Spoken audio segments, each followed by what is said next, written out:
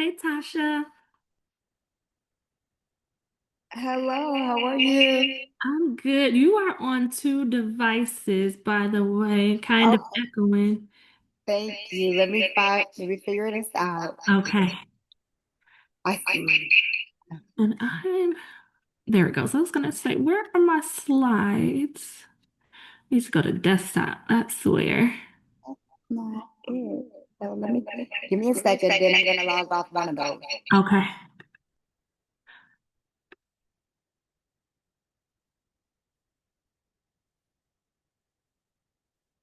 So then I go back to Zoom and then share. There we go. That was acting wonky for a second.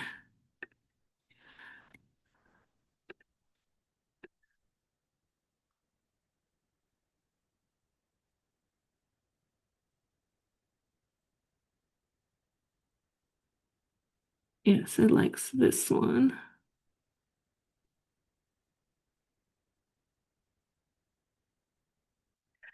Okay.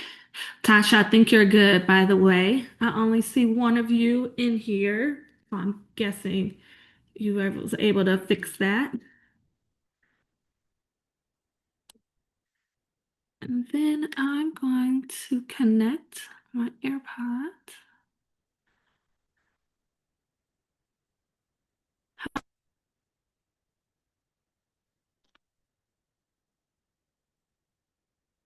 How are you doing this evening, Tasha?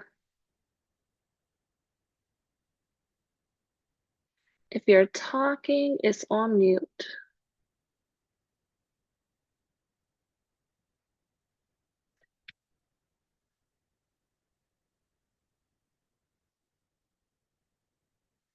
Okay, so I'm gonna keep going. I don't know if you're able to come off mute or not, Tasha. I also have my chat box on. Let me know if you can hear me. Give me a one if you can hear I got me. Yes, I got it. Thank you. Okay, perfect, perfect. So we are jumping into session three of Getting Good with Money.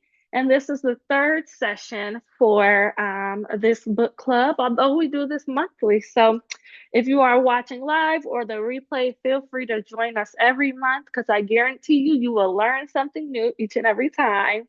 I do this again, three sessions a month, the first through the third session. And when new people join, we have new questions, new thoughts, new ideas. It brings out new conversation. And so I love doing these. No month is the same.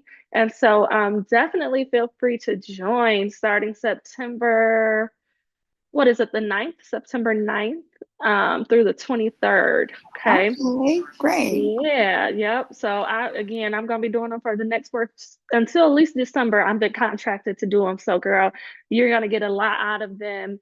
And so I would, yeah, join if you it's gonna be same time, Tuesdays at 7 p.m. and you'll see like the emails that come out because you're on the email list for Getting Good with Money. So whenever I do anything with Getting Good with the Money, you'll be able to get the link and then you can pop in and as you would like.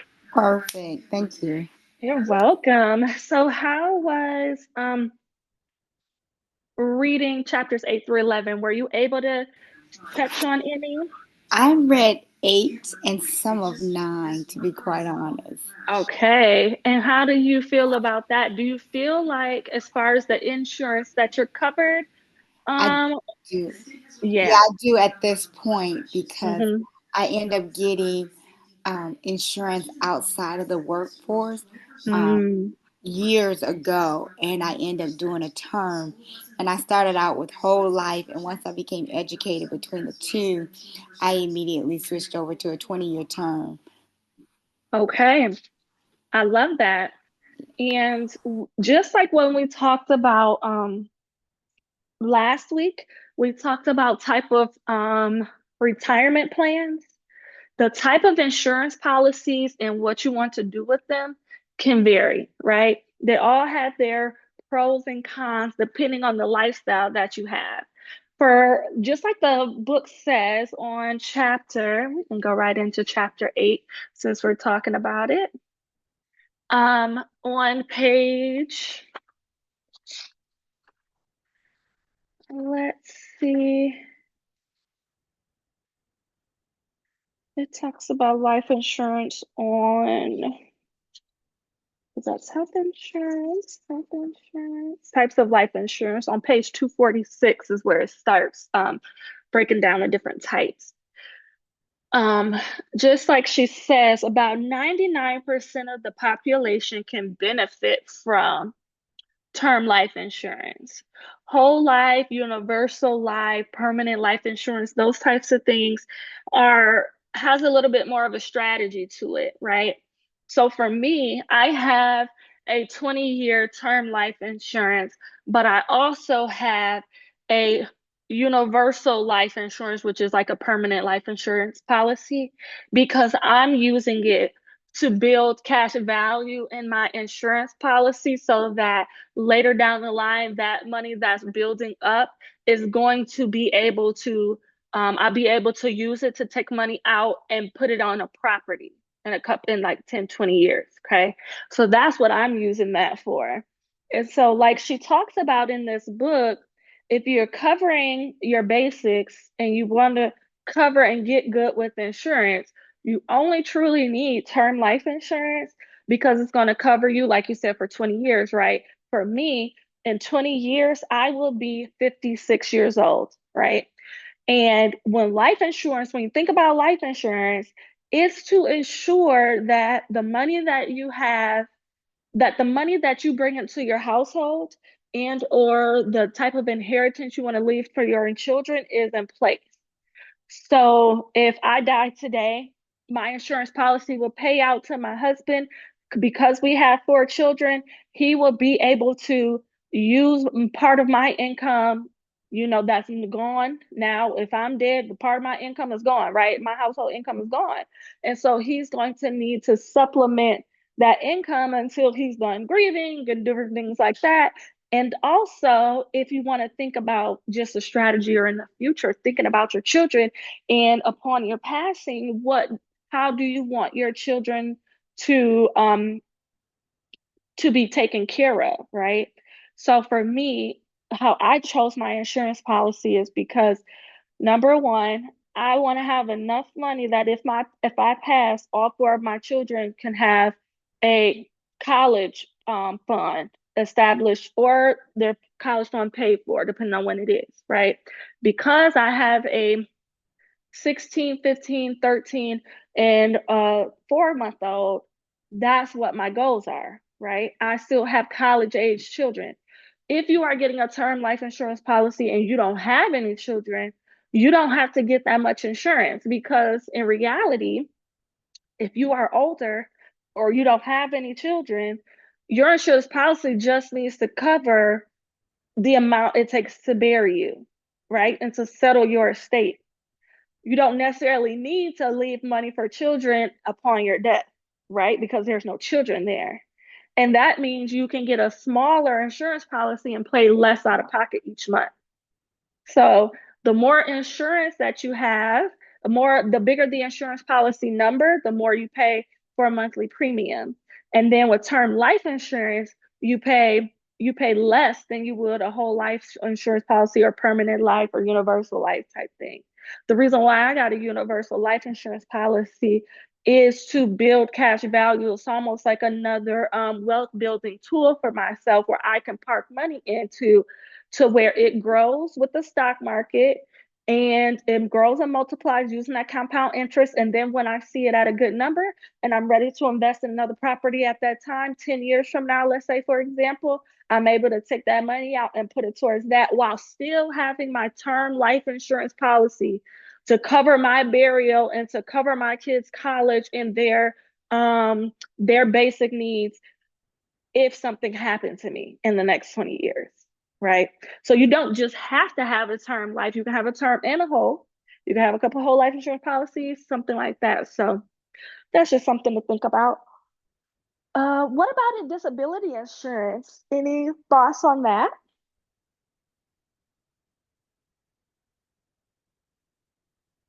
Um, if you're asking me, Mm-hmm. um, I do. That's important to me as well. Mm-hmm. But because I'm not working anymore, Mm-hmm. I'm not sure that that would apply to me right now. Yep. And So, that's the thing. These insurances, you evaluate them, your coverage, how much you need, how much you're willing to pay, all those different things when seasons of life changes, right? right, There's been times where I wasn't working, um, and I just had my business, and my business was just pretty much basically bringing in an income to where I covered my bills at some points in my life, and I was a single mom, right? I did not have disability insurance because number one, that was just, it felt like a luxury, right? With all the bills that I had that I need to pay for in order to survive. But when I was working in the workforce, I did have disability insurance. And so that is a great thing to point out, that it is important to think about the season of life you're in, and your insurance coverage might change depending on that. Okay. And I'm sure we know all about auto insurance, homeowners insurance, health insurance. And again, you can read the books based, you can read chapter 8 based on that. Um, any other questions that you may have, Tasha, as far as this chapter? no, I think I'm okay with it. I Mm-hmm. was confused in the beginning. Like I said, I wasn't familiar with universal. I was Mm-hmm. only familiar with whole life Mm-hmm. and in term. And once my insurance agency really went over what it meant to have whole life, I felt like, oh, I'm paying all this money, and by the time it reached its value, I'm still going to be paying into it, paying into it. And when I go, they're going to get the interest or whatever that's left behind.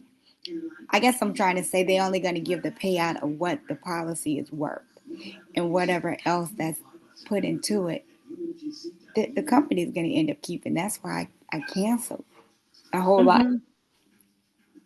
Correct me if I'm wrong, but at that time I was really into Dave Ramsey, and when I was listening to him and he was saying we sponsor Banner Insurance, Transamerica, or somebody, Mm-hmm. I kind of looked into them and I said, you know what, let me just get some whole lot. I mean, I'm sorry, term for my kids because they were young, and then I just decided to go with a term policy with my insurance agency. So I really wasn't familiar with Universal until now. Yeah. So, No, yep, there's several different products out there as far as insurance policies. And again, talking to an insurance policy professional um, will be your best bet to tell them what your goals are, right? For me, my goals is to find another investment vehicle to park money into, and also to cover my children, to have a nice payout upon my death if something happens to me within the next 20 years. My goal is not to have a lot of coverage past that, because when I'm 56, my youngest will be in his 20s.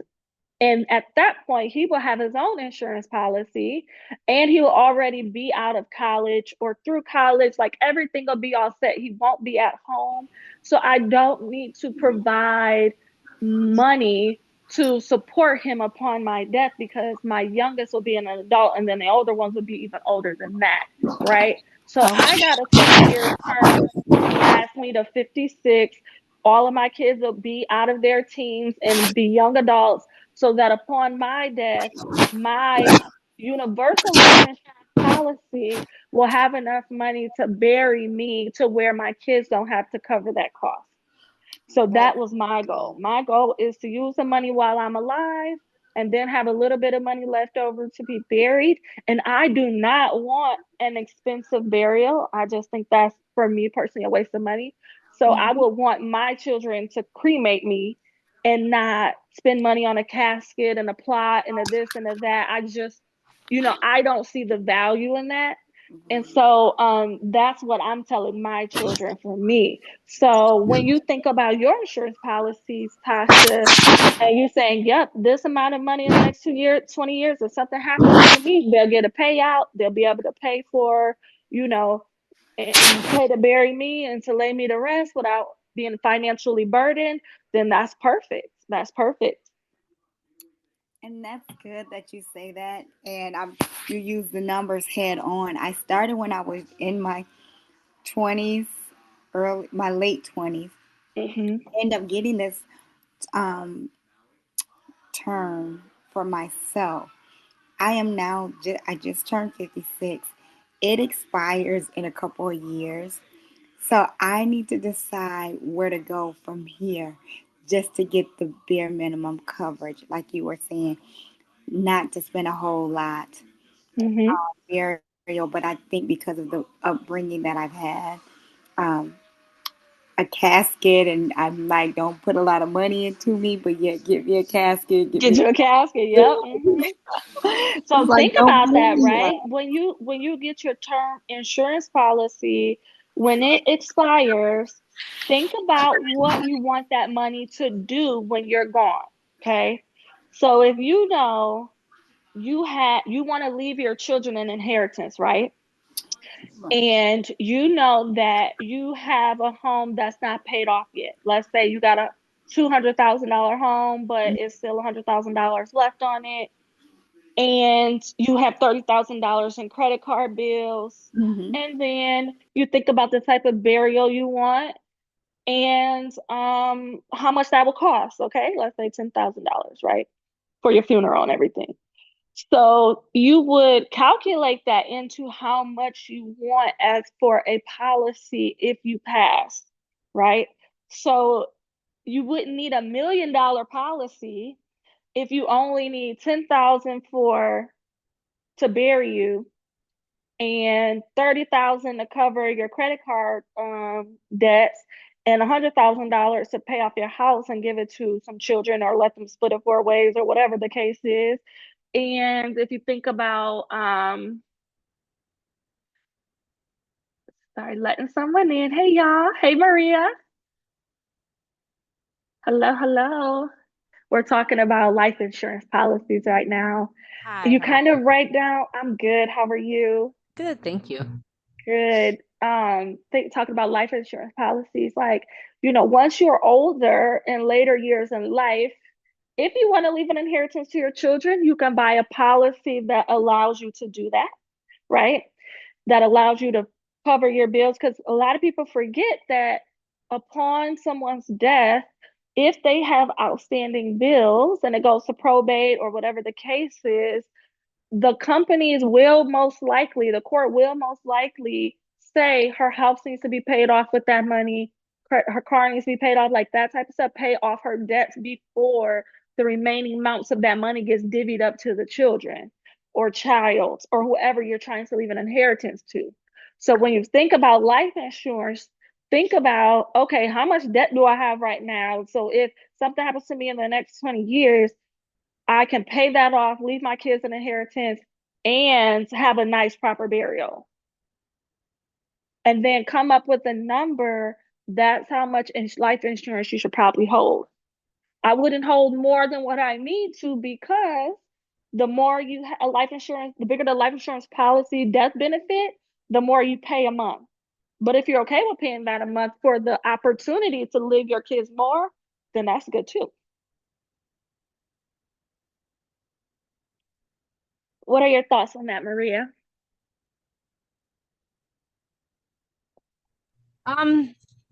Couple things. I actually had a sister who passed away, and she had substantial cash saved up, and she did not have a life insurance policy. Um, Mm, and she didn't have a will. She didn't have any children, and she didn't have a spouse. So she didn't have any debt. So it did have to go to probate. It took a while. Thankfully, her situation wasn't complicated like from her financial dealings, but it was very yeah. complicated for my mother to handle. Mm-hmm. Um, and so that's um it just reminds me of that. Um, life insurance. So right now I do have life insurance, but it's through my employer. Mm-hmm. Um, and I also have had term life insurance. Oh, I do have a small policy, for myself and my children and my husband, like term. But there was a time where, like back in the early 2000s, when people would come door to door and sell life insurance, Mm-hmm. I Mm-hmm. also did that. I do find that it's much cheaper to get it through my employer, excuse Yes, me, but then you have to change it if you change employers. So exactly. yeah. Yep, and you do get more benefits, even with like things like 401ks and different things like that. It is an advantage to get some of these options. Disability insurance is cheaper through your insurance. The life insurance policy is cheaper through your insurance. Typically, short-term and long-term disability, actually, health insurance is typically cheaper through your insurance. But you don't have to go through them, right? So, that is very true. And what Maria just said is, upon her sister's death, and sorry to hear about that, my condolences, upon her sister's death, her money from in her name had to go to probate. Probate means is probate court is where basically somebody's wealth or estate or their assets get settled, and then it gets decided where that money is going to go. Because her sister didn't have any debt, the probates probably said, Maria, correct me if I'm wrong, that they're going to choose who goes to, which is some type of next of kin.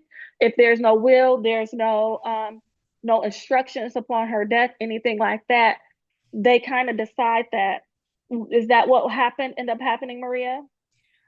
It did. It went all to my mother. Your mother, And yep, yep, and then my mother, she did what she thought my sister would want done would with the want money. So yeah. exactly. Yep.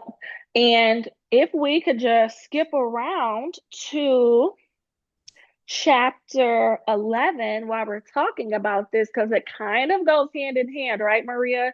When you're thinking about end of life, the thing is, we're all going to pass away. And that hit me in the face harder than I thought it would, because this past July, not 2 months, not a month ago, July, but a year ago, July, one of my best friends passed away right before her 36th birthday. And she's married and got two small children. And so seeing my best friend die, I'm just like, dang, I am, there is no guarantee when we pass away. We all think we're going to grow old. I guarantee you, my best friend, we had plans. So I know my best friend thought she was going to become 90, 100 years old, right? Like, and she died at 35. And we just got to realize that taking the time to plan out what happens to us whenever it's our time to go really helps us, helps our family that we're leaving behind, especially if we have small children, especially if you have small children, and especially if you have money. The fact is that her stuff, Maria's sister stuff went to probate court. Probate is going to take out money in order to do all of those things. So there's money being taken out of that pool of money that goes to probate court because they got to figure all the things out, because there was no will, there was no instructions, there was nothing like that. And so in chapter 11, this is again another good chapter. I keep saying this every week. Do not only just come on this, on the live in the Zoom that we're talking about. There's so much that we can't even cover because we only here for an hour. Chapter 11 is so good when it comes to walking through things to complete when it comes to leaving a legacy. Okay. So, number one, fill out and check beneficiary forms. So, there is a place, even on your checking and savings accounts, where if you contact them and say, hey, or even if you typically go on your bank's website, you can download a beneficiary form, and right on there, you can choose upon your death who that money goes to, right? Think about your guardianship for minor children and special needs adults that are in your family. Okay. This is huge. Again, I know we all think as moms and dads that we're going to live forever. That's not necessarily the case for everybody. And so just cross your T's and dot your I's for your minor children by letting your families know and writing it in your will, your living will, to say, if something happens to me, they go to, they stay with my husband. But if you are not married, if the father is not in the picture, Do you want your sister to take care of them? Do you want an aunt? Do you want their godparents to take care of them, right? What do you want for them, right? Number 3, write a will. And on page 321, it talks about a will. And number 4, or you see how in step number 3, there's a write a will. Step number 4, it says deal with your advanced directives, your living will, and durable power of attorney. Your will and your living will are 2 different things. Your will and testament is different than a living will, okay? So we're going to go over this really quick. On page 321, it says a will, aka a last will and testament, is a document that will speak for you when you depart from this world. So the will activates when you die, okay? Think of it like an afterlife avatar that will stand up for you in court and vouch for who gets what from your estate. A will has a lot of potential components, but most important ones make the clear your wishes regarding the fate of your property, the guardianship of any minor children, and who shall manage your affairs.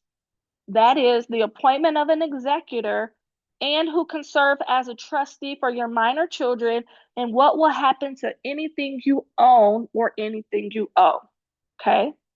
Now, when it comes to an executor and a trustee, here's a few differences. An executor is the person that is basically your personal representative when you're no longer here. Their job is to settle your estate. And in the case with Maria, her mother was her executor, was her sister's executor. She was the one that they were contacting to kind of make decisions to let her know what was going on with the money that was left in her sister's name, right? Some of the responsibilities include paying off debt, taxes, also making sure that the leftover funds go to whomever you choose in your will. It is an important role to choose your executor carefully. Okay. And on one thing about this, and I see a lot of parents do this, when I die, I'm just going to let the children decide. That is the worst thing to do because they're grieving and they're going to argue, and all these old little childhood wounds are going to come up. I guarantee you, if my mom, for example, I'm the youngest of 6, but from my mom, she has 4 children, right? I'm the youngest of 4, 2 girls, 2 boys. What I tell you, in my household, we always felt like my brother was a golden child and my sister was too. So if my mom says, I'm not going to do a will and testament, I'm not going to decide who's the executor and who's the trustee. When I die, I'm going to let them figure it out. I guarantee you, if my mom was to pass away and that was to happen, we will be fighting and at odds because all of a sudden, one of my sister probably say, I'm gonna do this, and then my brother gonna say, nope, I'm gonna do it, and then I'm gonna say, y'all both just want to do it because y'all was the favorite, so she never loved me, and then the older one's gonna say something, well, you moved away. It's just gonna be a lot of bickering and fighting, right? A lot of fighting. So think about who you would want to choose to divvy up anything that you have on your behalf. And sometimes it might not even need to be your children. If you feel like your children are going to be mad at who you chose to be your executor, choose somebody that's not a child. Okay. Trustee. A trustee is the person that is the legal owner of your trust assets. More on trust later. They are responsible for managing any of your assets in your trust, the tax filings, distribution of assets. As a trustee, they have to use the assets in the trust only for the beneficiary's benefit. Okay. So if you have a trust, you have to appoint a trustee. If you don't have a trust, you can appoint an executor. Okay. Let me know in the comments, or you can come off mute if that makes sense, or if you have anything to say about this. That makes sense, and everything you were saying is true, and it happens in every family, just about. Mm-hmm. And I'm always saying, well, it's not going to happen with me because, first of all, I don't have anything. And then, second of all, oh no, my kids are not going to be going back and forth, or me and my brother is not going to be doing that. But you're right, you have some valid points. And they're grieving, and Yep. they gonna be at odds. Because I was feeling the same way once upon a time about one of our siblings. Well, my mom just has two of us, but I always thought he was the golden child. He thinks that I was the golden child. So, Yep, exactly. Yep. so we're gonna go back and forth with it, and your mother say, "Oh no, I loved y'all equally." hmm But if you ask us, we have a total different. we'll be pointing fingers because we do that all of our life, up and through childhood into Right. adulthood. That's Yeah. definitely going to come up if things like that aren't taken care of upon your parents' death. Oh my goodness, I can't even imagine. Yeah. So that is true. The only blessing for me, my situation is my kids are grown, but I hmm do have to make sure that I I believe in my heart that they will do the right thing because that's how I raised them. But anything could change, anything could happen. So I always keep saying in my mind, girl, get a will. And I keep hmm saying, oh, I got till tomorrow. Oh, I have till tomorrow. I'll do it later. Later gonna catch up with me. So it's important hmm to go ahead and It just is. And get call the local libraries because the local libraries are offering course like classes and workshops where yeah. you can go in there and it's for free. Because if you go to the state attorney or something like that, you might have to pay out of pocket. But I've been seeing lately that these local libraries are having people, financial planners, estate planners, estate attorneys come in, and the library is covering the cost and will walk with you to create your will and testament and your living will and the durable power of attorney. Thanks for that information. Now, one thing I can say is that I do have a living will. So Okay. that I try to stay on top of certain things. A lot I don't know, but some things that I do know. And once I am aware and educated on it, I tend to act productively, with hmm the exception of this will here. But for hmm everything else, I'm generally on point when it comes to important things like that because I know that we all have an expiration date, and I know, hmm tomorrow isn't promised to us. So I'd rather get it in order, as my mother would say. You don't want to be crying both ways. One, that hmm they're gone, and second, you don't have the money to pay for the funeral. Exactly. So Exactly. that's why I try to act accordingly so that I can make sure that that is in order. So good. Anybody else have anything to say on this topic?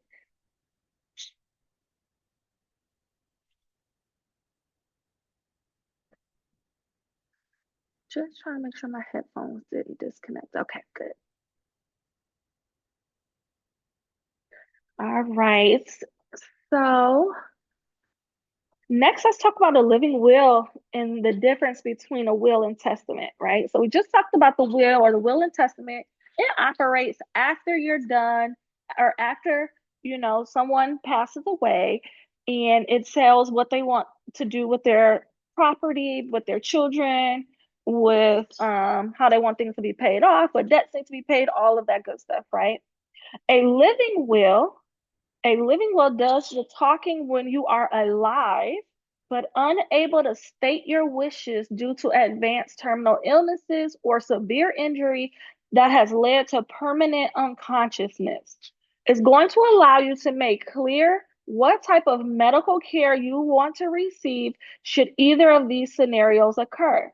A living will is where you stipulate if you want life sustaining treatment, pain medication, resuscitation, intubation, a feeding tube, and should you pass organ and or tissue donations. So that's very different. A living will is about you, your body, what would you want to happen with your care.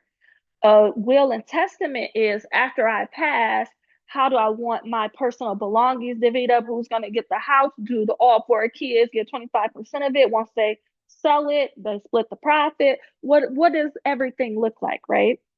And then a durable power of attorney gives someone the ability to act on your behalf in legal, medical, and or financial areas when you are unable to, typically because of a medical reason.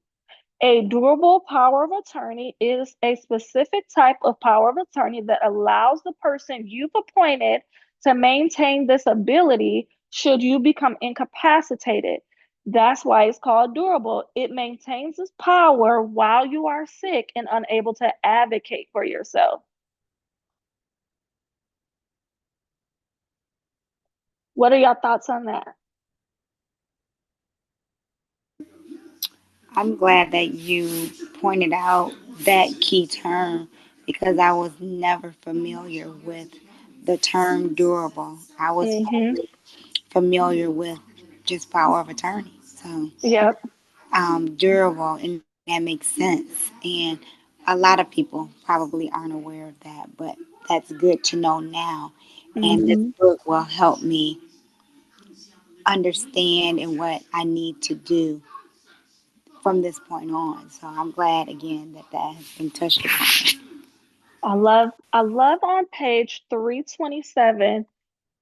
She talks about in lots of cases, you will pick the same person to make your healthcare decisions and manage your finances if you were to become incapacitated, but that's not always the case. Depending on your circumstances, you might feel more comfortable with two different people in these roles.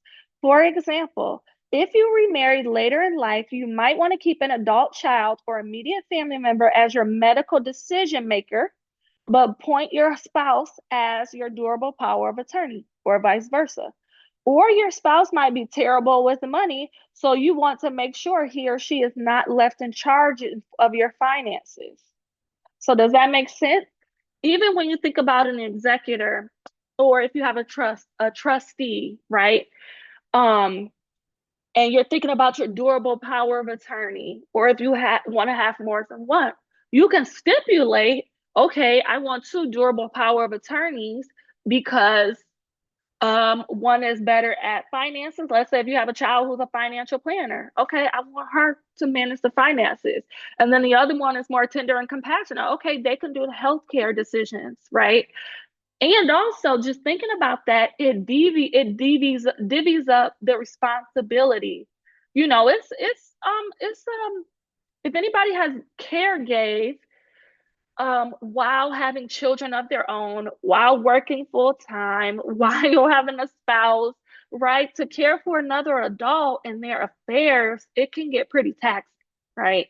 So just imagine having to be somebody's durable power of attorney, manage their finances, manage their healthcare decisions, and manage their estate plans and everything else, all the while trying to manage your own, right? So just thinking about that, you can maybe give each child a job to do and stipulate that on paper, right? Even upon your living will, if you want to do an executor, you can give each person a job to do. I want Johnny to do A, I want Tanya to take care of B, to where maybe nobody feels left out and nobody feels overwhelmed. Maybe you have so much going on to where one executor is just too much, right? For one person. So that's another thing to think about too. Remember, you're able to do what you desire to do, especially if you get it notarized and you give a copy to everybody and you signed it in wet ink. They're just gonna have to go along with it. And so you get to decide while you're clear and level-headed how you want these things to play out. Any questions or thoughts on that?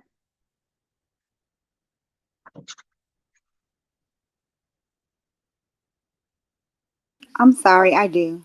Let me ask you, as far as the length of time, with the power of attorney, I guess that's when the person is still alive but not able to make any decision when they would appoint you power of attorney.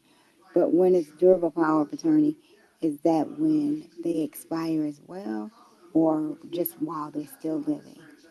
Yeah, so a durable power attorney is when you're living. When a person passes away, the executor and or trustee becomes into effect.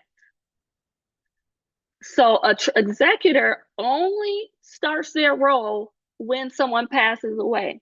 durable power attorney does their role while people are living.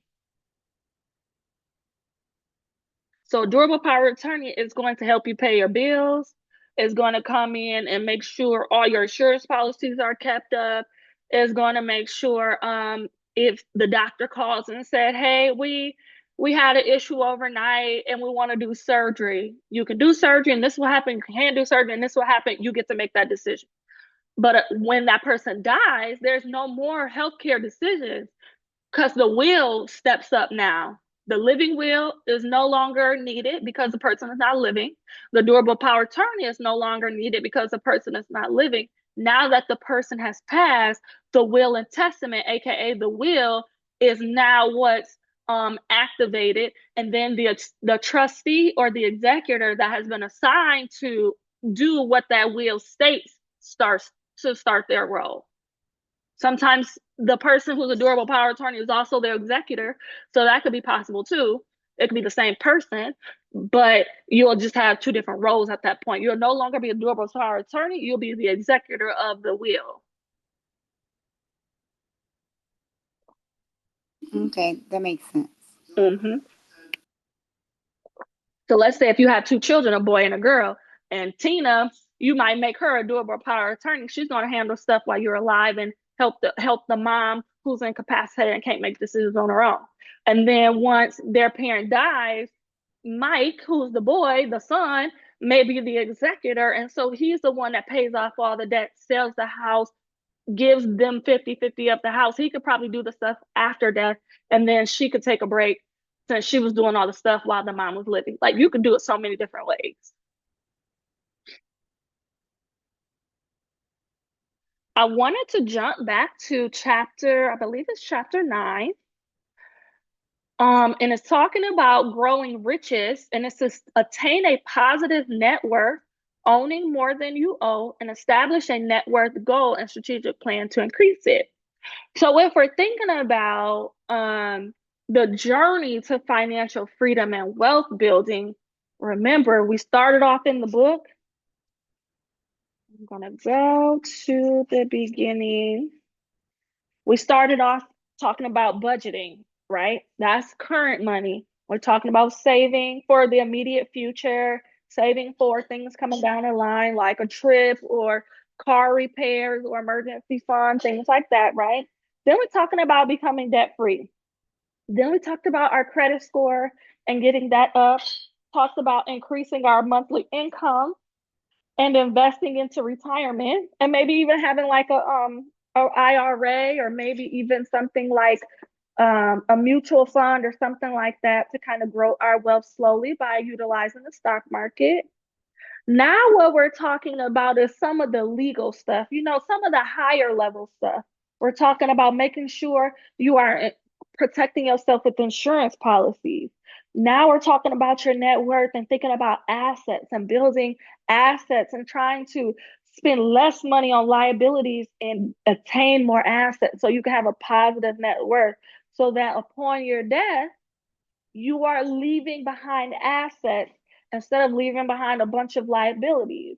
Because remember, upon your death, the amount of money that you have that pays out to your children in life insurance, the amount you have in liabilities gets taken out first, and they have to split what's left over. So if you have a $500,000 life insurance policy, and you done bought $1 million home and you owe 800,000 or less, your children is not going to get an inheritance because you have over 800,000 in liabilities. That 500,000 that's getting paid out is going to go to the debtor that you owe. They're going to be paying out of pocket for your insurance. They're going to be paying out of pocket for your funeral. You see what I'm saying? So when we think about chapter 9, definitely give this a read, because it's talking about calculating your current net worth. And if it's in a negative, which many of us are, how do you accept your net worth for now, but then establish a new net worth goal and identifying steps you can take to meet it, right? So on chapter 9, which starts on 276, it talks about assets, what you own. And an asset is cash, but anything that you own that has value, including cash, right? So it can be stocks, it could be real estate, residential, commercial, or undeveloped land. It could be cars. And she puts in parentheses because this is a good thing. They talk about how cars is a liability. A car is a liability if you're still owing money on it, right? Because you're paying is taken away from your income. It's not growing your income. However, if you have it paid off and it still has value, if you have a paid off car sitting in your driveway and you put a for sale sign, and if somebody will give you anything above $1 on it, it's technically considered an asset because you can sell it and make money and it can go towards increasing your net worth. So technically a paid off car is considered an asset. Okay. Jewelry, art, collectibles, money and savings like your cash, precious metals, equipment. So like if you have a really nice gaming computer, you can sell that tomorrow, make money on it. That's an asset, right? If you have Pandora bracelets and if you can sell it tomorrow and get $500 on it, that's an asset. You got a wedding ring, that's an asset. You got a home, that's an asset, right? All these different things are assets. Liabilities, however, takes away from your income, takes away from your ability to build wealth. So liabilities are things like bank loans, student loans, car loans, mortgage or home equity loans, credit card debt, income tax debt, outstanding bills such as hospital bills or personal loans. Now, is a home a great thing to have? Yes, it is. Having your own home can be a great thing. Is it a liability? Yes, it is. Why is it a liability? Because you have to pay for it until it's paid off. If you are living in a paid off home, where only thing you're paying is a couple $100 or a couple $1,000 on property taxes a year, you have an asset on your hands. But if you are living in a home where you still pay $2,500 a month towards the mortgage and you still have $180,000 left on it, it is currently a liability. If something happens to you tomorrow and your estate goes into probate, the money that you have to leave for your children or your heirs, that money is going to be lessened by the need for them to pay the bank back for your home. So I want you to think about that, right?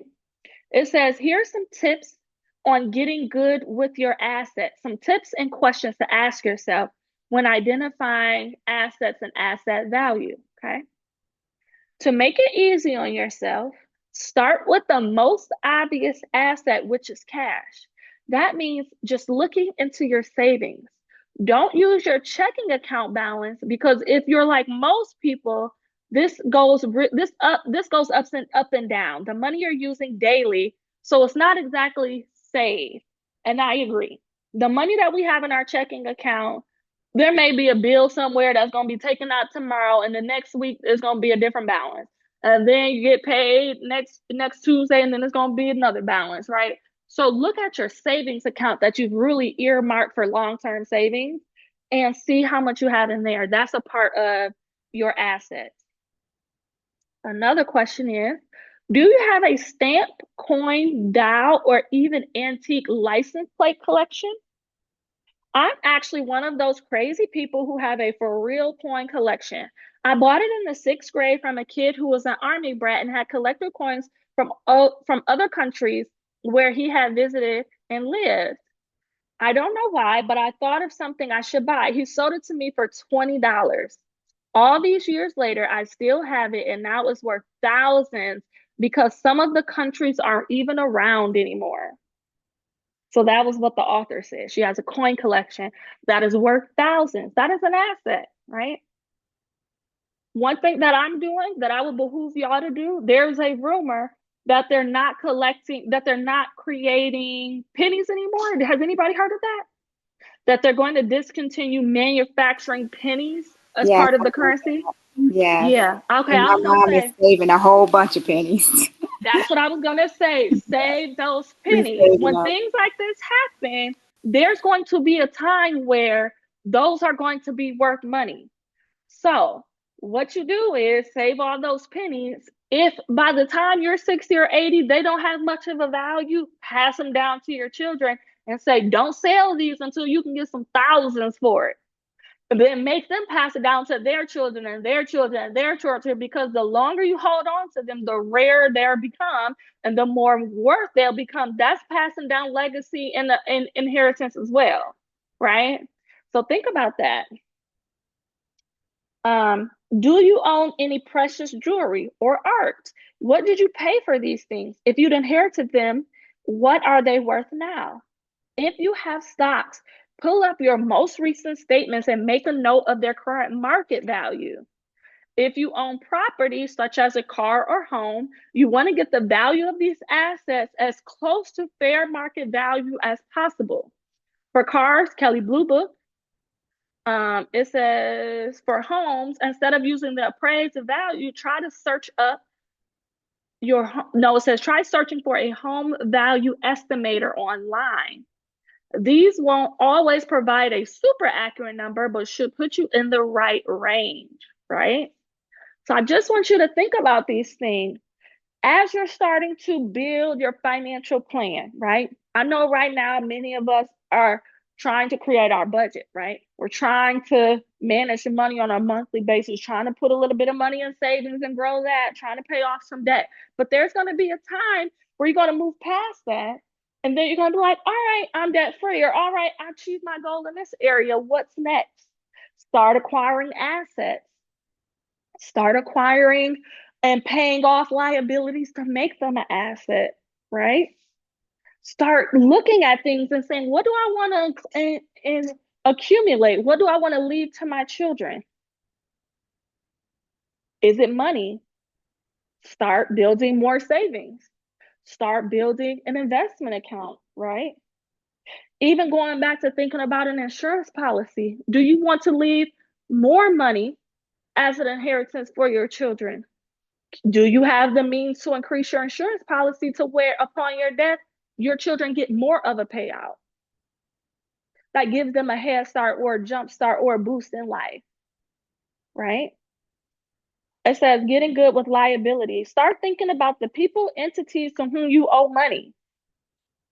This can mean the money you owe to your parents for helping you out with a down payment. It can mean a balance you owe to a hospital. These are all liabilities. What's not a liability is any bill you pay off each month. For example, utility bills like water, gas, and electric, cable are not considered liabilities. That's considered paying for a service, right? That's considered paying for something and getting something in return, okay? Same goes for any type of credit card debt.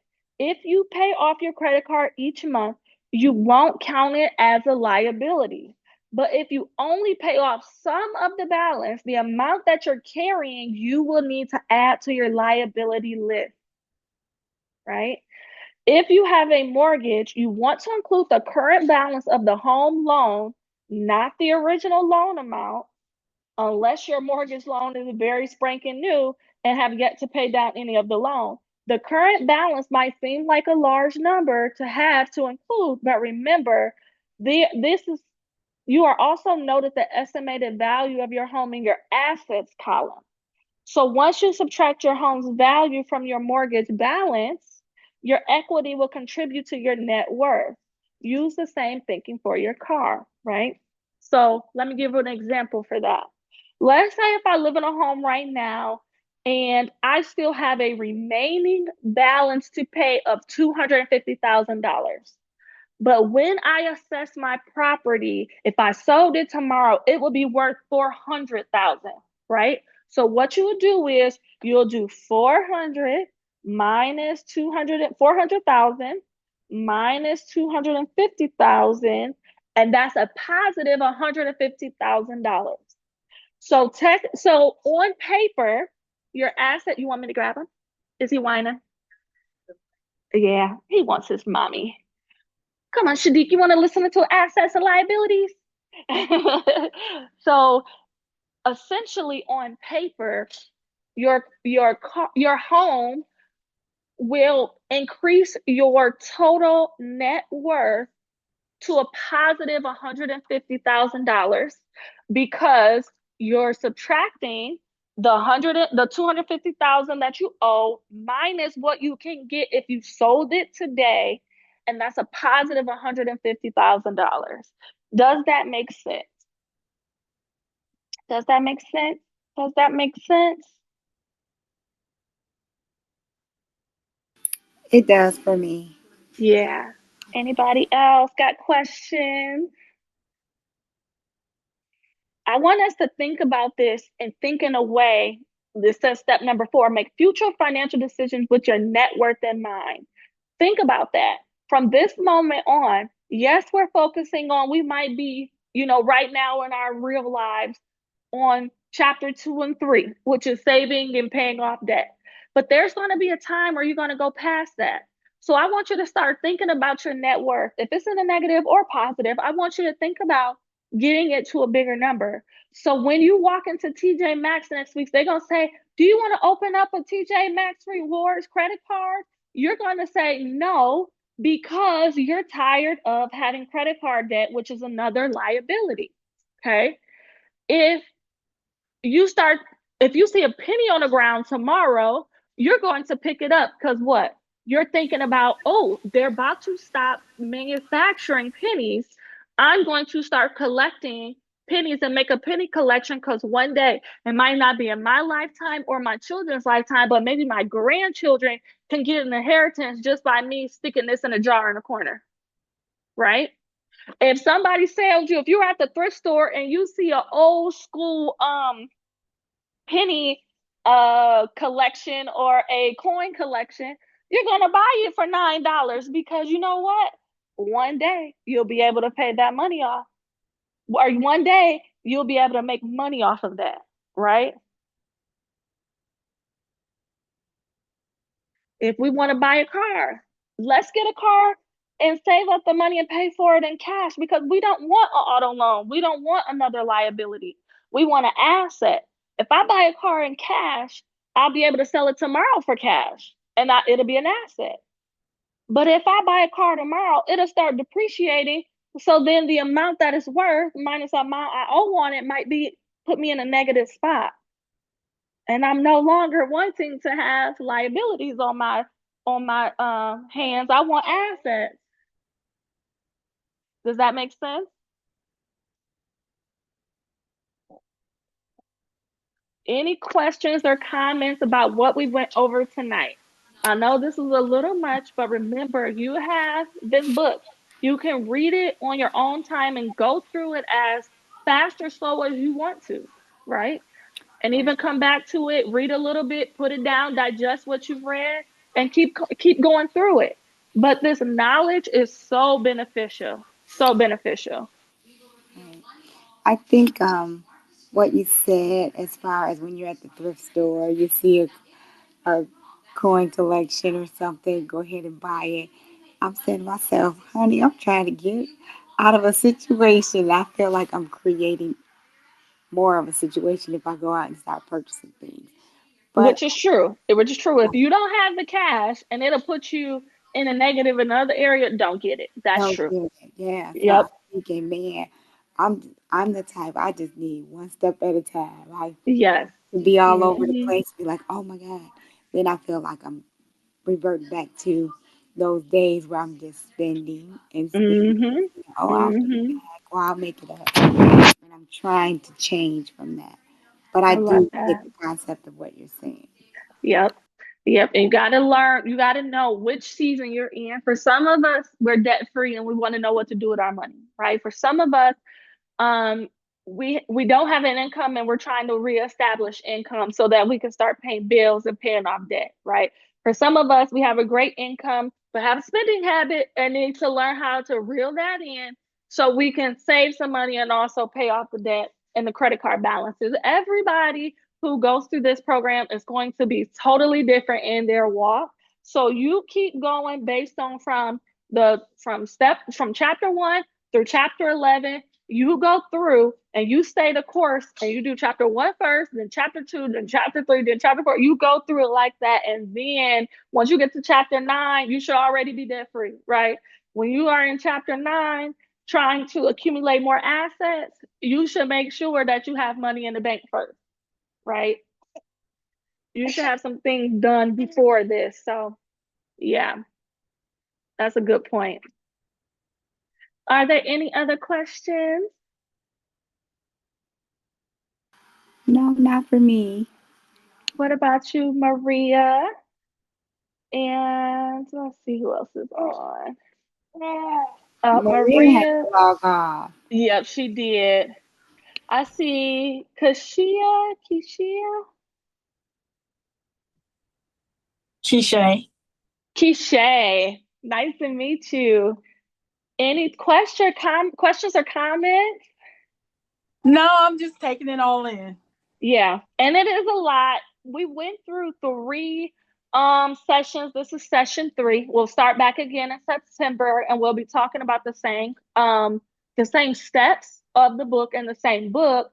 But like I was telling Tasha at the beginning, if anyone who wants to join over and over again, when I tell you different people who are on ask different questions, and it's like a whole different workshop or a whole different, time together, and you just learn even more information. So I do send out the replay link after this.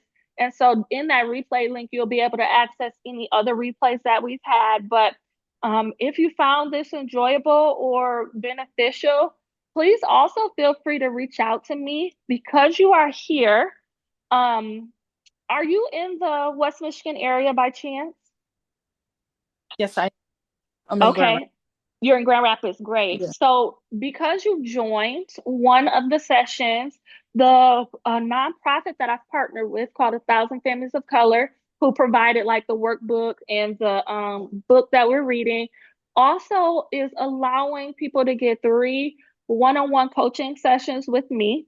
The cost is usually $250, but 1,000 Families of Color covers $225 of that cost, and then you have to contribute $25. Okay. So if you are interested in one-on-one coaching with me for just only $25 out of pocket for you, you can absolutely text me at 616-259-6806. I'm also going to put that in the chat. Oh, I'm privately messaging you. Well, that's fine because Tasha has my information. And then also you can email me if that works better for you. If you are interested, I just send you a form for you to complete. And then I submit that to 1,000 Families of Color. They approve it. They submit the 225. You only have to pay 25. And we work on creating your budget, your savings plan, your debt repayment plan, and talk about anything else that we have time for. Were you able to see that in the chat, my information?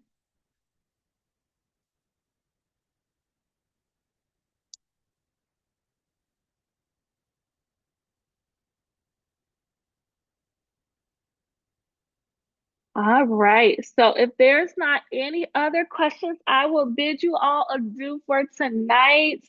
I am so excited that y'all completed this. And great job to you, Tasha, for doing all 3.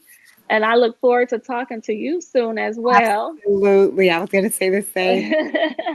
I'm going to log off, but I will talk to you real soon. All right. Y'all have a good night. Have a good one. Bye. Bye-bye now.